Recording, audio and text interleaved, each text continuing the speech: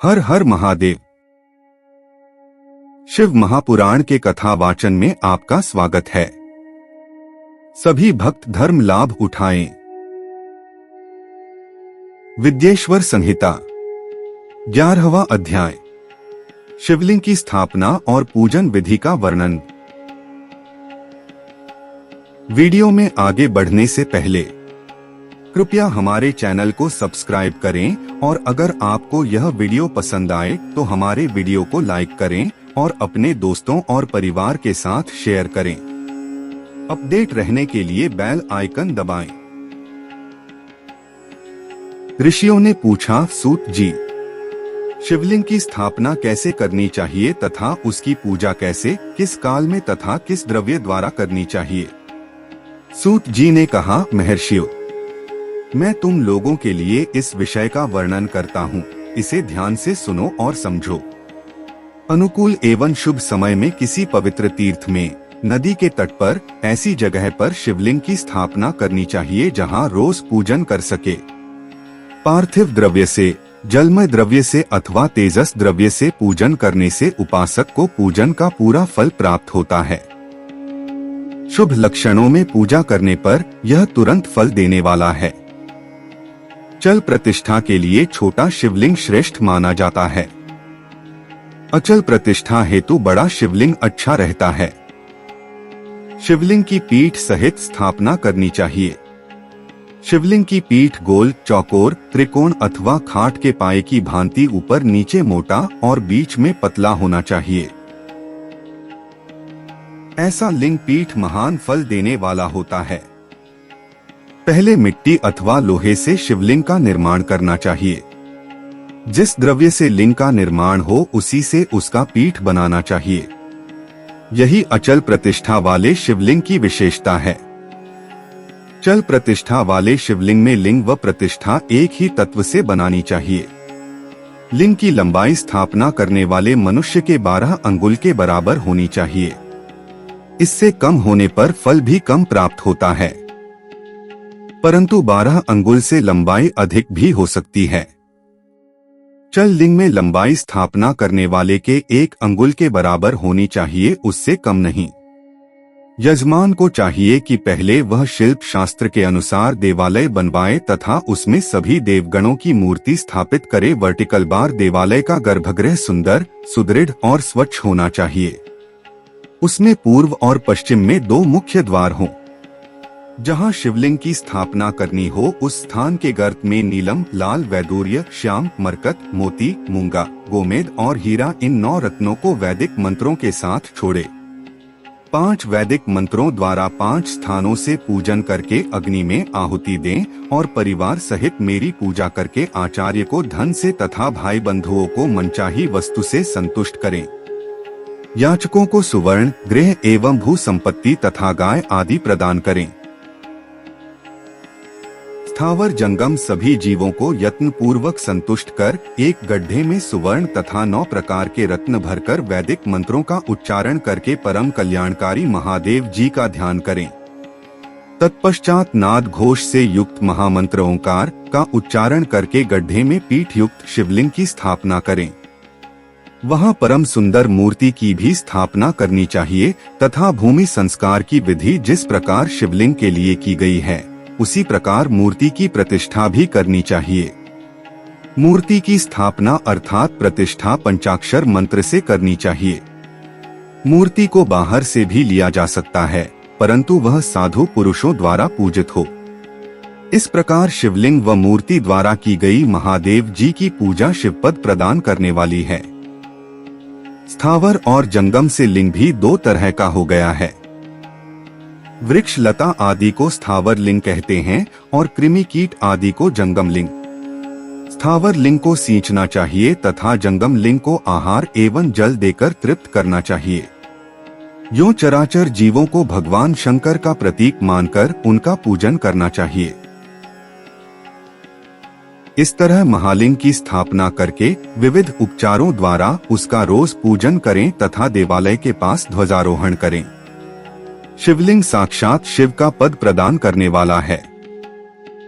आवाहन, आसन, अर्घ्य, पाद्य, पाद्यांग, आचमन, स्नान, वस्त्र, यज्ञोपवीत, गंध, पुष्प, धूप, दीप, नैवेद्य, तांबूल, समर्पण, नीराजन, नमस्कार और विसर्जन, ये 16 उपचार हैं। इनके द्वारा पूजन करें। इस तरह किया गया भगवान शिव का पूजन शिवपद की प्राप्ति कराने वाला है। सभी शिवलिंगों की स्थापना के उपरांत, चाहे वे मनुष्य द्वारा स्थापित, ऋषियों या देवताओं द्वारा अथवा अपने आप प्रकट हुए हों, सभी का उपर्युक्त विधि से पूजन करना चाहिए, तभी फल प्राप्त होता है। उसकी परिक्रमा और नमस्कार करने से शिवपद की प्राप्ति होती है। शिवलिंग का नियम पूर्वक दर्शन भी कल्याणकारी होता है। मिट्टी, आटा, गाय के गोबर, फूल, कनेर, पुष्प, फल, गुड़, मक्खन, भस्म अथवा अन्न से शिवलिंग बनाकर प्रतिदिन पूजन करें तथा प्रतिदिन 10,000 प्रणव मंत्रों का जाप करें अथवा दोनों संध्याओं के समय 1 सहस्र प्रणव मंत्रों का जाप करें। इससे भी शिव पद की प्राप्ति होती है। जप काल में प्रणव मंत्र का उच्चारण मन की शुद्धि करता है। नाद और बिंदु से युक्त ओंकार को कुछ विद्वान समान प्रणव कहते हैं। प्रतिदिन 10,000 पंचाक्षर मंत्र का जाप अथवा दोनों संध्याओं को 1 सहस्र मंत्र का जाप शिव पद की प्राप्ति कराने वाला है। सभी ब्राह्मणों के लिए प्रणव से युक्त पंचाक्षर मंत्र अति फलदायक है। कलश से किया स्नान, मंत्र की दीक्षा, मातृकाओं का न्यास, सत्य से पवित्र अंतःकरण, ब्राह्मण तथा ज्ञानी गुरु सभी को उत्तम माना गया है। पंचाक्षर मंत्र का 5 करोड़ जाप करने से मनुष्य भगवान शिव के समान हो जाता है। 1, 2, 3 अथवा 4 करोड़ जाप करके मनुष्य क्रमशः ब्रह्मा, विष्णु, रुद्र तथा महेश्वर का पद प्राप्त कर लेता है। यदि 1000 दिनों तक प्रतिदिन 1 सहस्र जाप पंचाक्षर मंत्रों का किया जाए और प्रतिदिन ब्राह्मण को भोजन कराया जाए तो इससे अभीष्ट कार्य की सिद्धि होती है। ब्राह्मण को प्रतिदिन प्रातःकाल 1008 बार गायत्री मंत्र का जाप करना चाहिए, क्योंकि गायत्री मंत्र शिव पद की प्राप्ति कराता है। वेद मंत्रों और वैदिक सूक्तियों का भी नियम से जाप करें। अन्य मंत्रों में जितने अक्षर हैं उनके उतने लाख जाप करें। इस प्रकार यथाशक्ति जाप करने वाला मनुष्य मोक्ष प्राप्त करता है। अपनी पसंद से कोई एक मंत्र अपनाकर प्रतिदिन उसका जाप करें अथवा का नित्य 1 सहस्र जाप करें। ऐसा करने से संपूर्ण मनोरथों की सिद्धि होती है। जो मनुष्य भगवान शिव के लिए फुलवाड़ियां बगीचे लगाता है तथा शिव मंदिर में झाड़ने बुहारने का सेवा कार्य करता है, ऐसे शिव भक्त को पुण्य कर्म की प्राप्ति होती है। अंत समय में भगवान शिव उसे मोक्ष प्रदान करते हैं। काशी में निवास करने से भी योग और मोक्ष की प्राप्ति होती है। इसलिए आमरण भगवान शिव के क्षेत्र में निवास करना चाहिए। उस क्षेत्र में स्थित बावड़ी, तालाब, कुआं और पोखर को शिवलिंग समझकर वहां स्नान, दान और जाप करके मनुष्य भगवान शिव को प्राप्त कर लेता है। जो मनुष्य शिव के क्षेत्र में अपने किसी मृत संबंधी का दाह, दशाह, मासिक श्राद्ध अथवा वार्षिक श्राद्ध करता है अथवा अपने पितरों को पिंड देता है, वह तत्काल सभी पापों से मुक्त हो जाता है और अंत में शिवपद प्राप्त करता है। लोक में अपने वर्ण के अनुसार आचरण करने व सदाचार का पालन करने से शिव पद की प्राप्ति होती है। निष्काम भाव से किया गया कार्य अभीष्ट फल देने वाला एवं शिव पद प्रदान करने वाला होता है। दिन के प्रातः, मध्याह्न और सायं 3 विभाग होते हैं। इनमें सभी को एक एक प्रकार के कर्म का प्रतिपादन करना चाहिए। प्रातःकाल रोजाना दैनिक शास्त्र कर्म, मध्याह्न सकाम कर्म तथा सायंकाल शांति कर्म के लिए पूजन करना चाहिए। इसी प्रकार रात्रि में 4 प्रहर होते हैं, उनमें से बीच के 2 प्रहर निशीथ काल कहलाते हैं। इसी काल में पूजा करनी चाहिए, क्योंकि यह पूजा अभीष्ट फल देने वाली है। कलयुग में कर्म द्वारा ही फल की सिद्धि होगी।